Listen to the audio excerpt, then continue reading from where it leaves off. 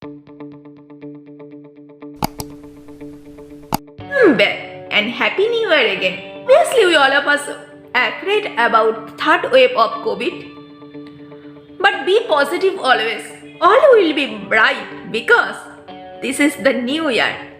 Because in new year always bring with a new possibility. It is the best time to set goals for yourself. Actually, new year is like a blank book. The pen is in your hands. It is your chance to read a beautiful story for yourself.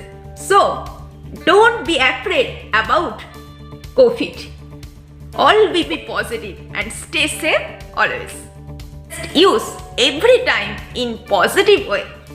Today, at first I will start some basic property of ideal. Property is very important property and very easy. Consider two ideal I and j in the ring R. Prove that their sum means I plus j is the smallest ideal which contain both I and j. I plus j means set of those elements small I plus small j, where small I belongs to capital R and small j belongs to capital J. Since we have to prove this be a subring I plus j be a subring, consider two arbitrary element a and b belongs to I plus j. And a look like small I plus j and b look like small I dash plus j dash, where small I and small I dash belongs to I, capital I, and small j dash belongs to capital J. To prove suffering, we have to prove b minus a belongs to I plus j. Notice b minus a means I minus I dash plus j minus j dash. Obviously, this is belongs to I, capital I, and this is belongs to capital J. We have to check AB. AB equal to I plus j times I dash plus j dash, which is equal to I times I dash plus I times j dash plus j times I dash plus j times j dash. And notice, since capital I be an ideal, this part obviously belongs to capital I, and similarly since capital J be the ideal, so this part also belongs to capital J. That means AB belongs to I plus J. Therefore, I plus J is a subring. We have to check I plus G be an ideal. And to prove ideal, consider an arbitrary element small a belongs to I plus j and x belongs to ring. Then obviously, since I have considered a belongs to I plus j, a equal to small I plus small j, where small I belongs to capital I and small j belongs to capital J. Then a times x equal to I plus j times x, which is equal to ix plus jx. And since capital I be an ideal, so ix obviously belongs to this capital I. Similarly, since j be ideal, so this is also belongs to capital J. That means ax belongs to I plus j. Similarly, we can prove xa belongs to I plus j. For I plus j obviously be a ideal. Now we have to prove I plus j containing both ideal I and j. Also we have to prove this set be a smallest ideal of the ring. Let's see these to prove. Now we have to prove I contain I plus j. Consider an arbitrary element small I belongs to I. And we can write this as I plus 0, which is equal to capital I plus capital J. And this is because 0 obviously belongs to J, be the member of J. This is true because JB is suffering. So 0 obviously be the member of J. Here I have considered any arbitrary element I belongs to capital I. But here I have said I equal to capital I plus capital J. Therefore, I obviously be the member of capital I plus J. Similarly, we can easily see J contain I plus J. Now we have to prove I plus J is the smallest ideal containing I and J. Suppose K is an ideal. And this ideal is such type I contain K and J also contain K. Then their sum means I plus J will be contain K. We have to prove this. Consider an arbitrary element from I plus J. Then obviously A equal to small I plus small j, where small I belongs to capital I and small j belongs to capital J. Since I have considered capital I contain capital K and capital J contain also capital K. So obviously I and J belongs to capital K. And since K is an ideal, that means this is obviously suffering. Therefore, I plus J belongs to K. And here I have considered I plus J equal to A. That implies A belongs to K. Therefore, our proof has done. I plus J contain this ideal K. Therefore, our proof has done. I plus J is the smallest ideal containing both ideal I and J. Now I will see another nice type theorem. R be a ring and I be any ideal of R, then the quotient ring R mod I, which is equal to set of those elements A plus I such that A belongs to the ring. If there exists a natural ring homomorphism phi from R to R modulo I such that phi of A equal to A plus I, where for all A belongs to this ring, then kernel of phi equal to just whole ideal. This ring homomorphism is called natural ring homomorphism. See the proof. At first we have to prove is this mapping is ring homomorphism. Consider phi of A plus B, and by the defined mapping this is equal to A plus B plus I. By the property of quotient ring this is equal to A plus I plus B plus I, and A plus I equal to phi of A and B plus I equal to phi of B. Therefore, phi of A plus B equal to phi of A plus phi of B. Second, phi of AB. Phi of AB equal to AB plus I, and by property of quotient ring this is equal to A plus I times B plus I, and A plus I equal to phi of A and B plus I equal to phi of B. Therefore, phi of AB equal to phi of A times phi of B. And here notice the multiplicative identity is 1 plus I. First, if you multiply any arbitrary element A plus I with 1 plus I, by the property of quotient ring this is equal to A times I plus ideal I, which is equal to obviously A plus I. That means 1 plus I be the multiplicative identity of this ring R modulo I. Therefore, phi of I equal to 1 plus I. Therefore, this mapping is obviously ring homomorphism. Here the curve phi equal to set of A belongs to ring such that phi of A equal to 0 in the quotient ring R modulo R.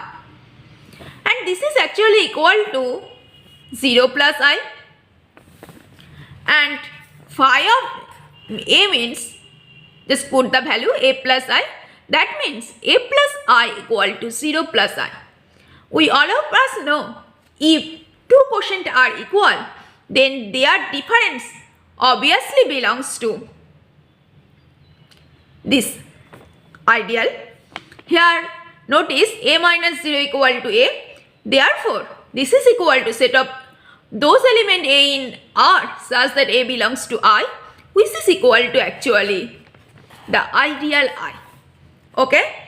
That means our proof has done curve phi equal to the ideal I. Are you getting this mapping? Well, this is nice mapping.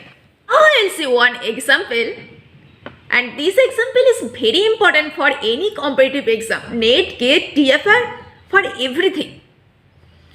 So I will recommend you see this example with pay attention. R is any ring polynomial, and here given ideal is ideal generated by x square plus 1. That means all multiple of x square plus 1 is belongs to ideal. Now I will see there exists a mapping psi from Rx modulo I to complex number, and I will prove Rx modulo x square plus 1 ideal generated by is isomorphic to complex number. That means this is the picture, actual picture. Here there exists a natural mapping from Rx to Rx modulo I, and this natural mapping is defined as phi, and I want to define a mapping Rx modulo I to complex number, and this mapping is defined as psi. I have defined this mapping in my ring homomorphism part to prove Rx modulo ideal generated by 1 isomorphic to complex number. We have to define this function as psi of fx plus ideal I equal to f of I. This mapping is actually named as evaluation mapping because we have to prove this is isomorphic to complex number. At first we have to prove this mapping psi is well-defined mapping. So, to prove well-defined, consider two coset which is equal. Consider fx plus I equal to other coset gx plus I, and by the rules this is actually equal to fx minus jx, which obviously belongs to this ideal I, and this is ideal equal to just ideal generated by x square plus 1. That means fx minus gx belongs to x square plus 1 times a6, where for some polynomial a6 belongs to Rx. Since the mapping is defined as I, by putting the value, then this would be f of I minus g of I, which is equal to I square plus 1 times a6. Okay, and this is obviously equal to 0. That means f of I equal to g of I. Means the given function psi is well defined. I will check is this mapping is ring homomorphism. Psi of f plus I plus g plus I equal to psi of f plus g plus I by the property of quotient ring, and which is equal to f plus g I. And by the property of the polynomial, this is equal to fi plus gi. That means this is equal to psi of f plus I plus psi of g plus I. That means this is obviously group homomorphism. Similarly, for multiplication, if we consider psi of f plus I times g plus I, this is equal to, by the property of the quotient ring, this is equal to psi of fg plus I. Okay? And by the defined function, this is equal to fgi. And by the property of polynomial, we can write it as f of I times g of I, which is equal to psi of f plus I times psi of g plus I. That means our given mapping be a ring homomorphism. Now we have to find kernel of this function. And such type of kernel I have defined in my previous video. The name of the video, ring homomorphism. Here, just check again. Here, such f plus I belongs to Rx modulo I such that psi of f plus I equal to 0. That means f plus I belongs to Rx modulo I such that psi of f plus I means f of I equal to 0. That means such fx belongs to Rx such that f of I equal to 0. That fx, consider fx equal to an x to the power n up to a1x plus a0. Since fi equal to 0, put the value that imply an I to the power n plus ai plus a0 equal to 0. And since fi equal to 0, then if we apply complex conjugate both sides, then it will be f of I bar equal to 0 bar, which is equal to 0. And f of I bar means this part equal to 0. And since all coefficient belongs to real number, so an bar means an, similarly a1 bar means a1, a0 bar means a0. Okay, if I equal to 0, that means x minus I divides the polynomial fx. If we apply similarly the bar, similarly we can tell x minus r bar means x plus I divides the fx, and this part belongs to cx. And when we will multiply again this part, means x minus I times x plus I, which is equal to x square plus 1, which also divides fx in Rx. Okay, and from this line we can tell easily fx belongs to ideal. Hence curve phi equal to actually fx plus I such that fx belongs to ideal, and which is actually the whole ideal I. Since curve phi equal to I, so obviously the mapping psi is injective. Now we have to prove psi is onto. Consider an arbitrary element z belongs to complex number. That means z equal to obviously a plus ib. Let a plus bx plus ideal I belongs to Rx modulo I. Then xi of a plus bx plus I, the value would be obviously a plus ib. So I have considered this set is any arbitrary number is complex number. So for any arbitrary point in C, I will get this type of mapping. So this mapping is obviously onto. Therefore our proof has done. Rx modulo ideal generated by x square plus 1 is isomorphic to whole complex number C. Now I will see Zx modulo ideal generated by x is isomorphic to integer. I had defined this type of ring homomorphism in my earlier video of ring homomorphism part. Today I will just apply this isomorphism part. That means today I will just apply the first isomorphism theorem.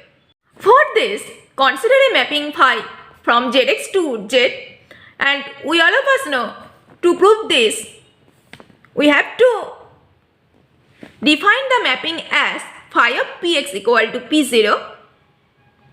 This is just as evaluating man, which I have clearly discussed in my earlier video in ring homomorphism part.